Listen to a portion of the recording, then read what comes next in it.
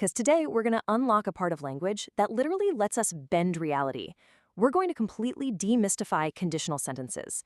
If you've ever found yourself confused or totally stuck on when to use if, would, had, or were, well, you're in exactly the right place.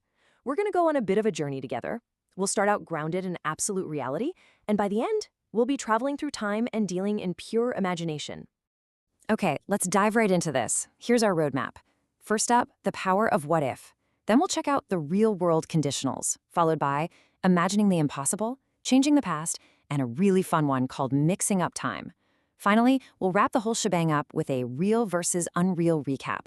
Think of these 6 steps not as some boring grammar list, but as a fun exploration of how we use language to dream up entirely alternate realities. Section 1. The power of what if. Let's build our foundation. Every single conditional springs from one universal concept. So what if you could master conditionals today? Just think about that for a second. How would that completely change your confidence when writing or speaking? You see, we use these what-if scenarios every single day on our real lives to weigh our options, express our regrets, and, dream about our futures. And just to make sure we nail this completely, our structured analysis today is derived directly from the amazing expert resources provided by the Madonna University Writing Center. So, the crucial point is, at its absolute core, what actually is a conditional sentence? Basically, it's a sentence that contains 2 distinct parts: a condition clause, which is your if statement, and a result clause. Think of them as a cause and an effect, holding hands. One action depends entirely on the other. If the condition happens, boom, the result happens. Section 2. The real-world conditionals.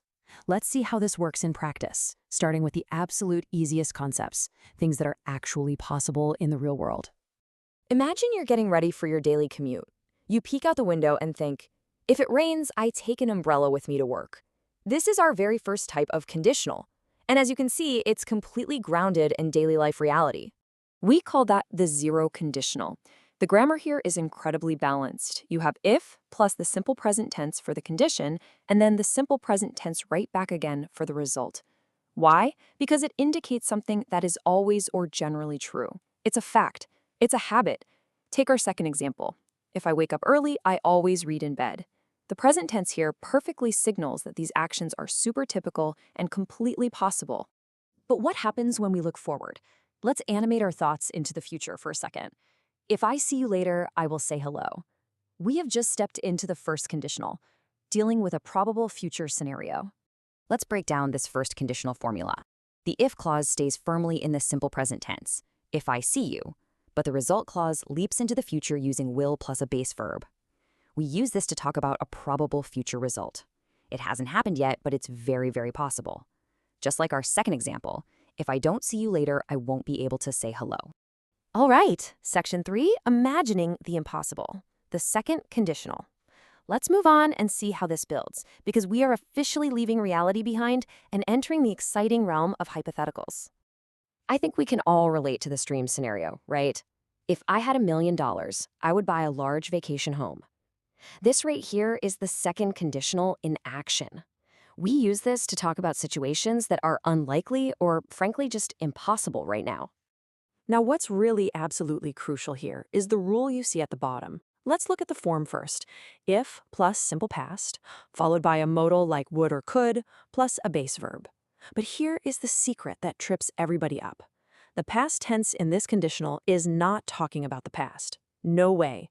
We are talking about right now or the future. We are simply distancing ourselves from reality by stepping back into the past tense to show that it's completely hypothetical. And we absolutely have to address the classic were versus was debate. Grammatically, when you're using the be verb in a hypothetical condition, were is the standard for formal contexts, like if I were you. However, language evolves, right? If you're just chatting informally with friends, saying if I was you has become completely common and totally acceptable. You just got to know your audience. On to Section 4, changing the past. Enter the third conditional. This is our grammatical time-traveling tool used to look backward at things that did not happen. Look at this somewhat tragic scenario. If it had rained last week, the plants would not have died. We're vividly illustrating a hypothetical past here. In reality, it didn't rain and, well, the plants died.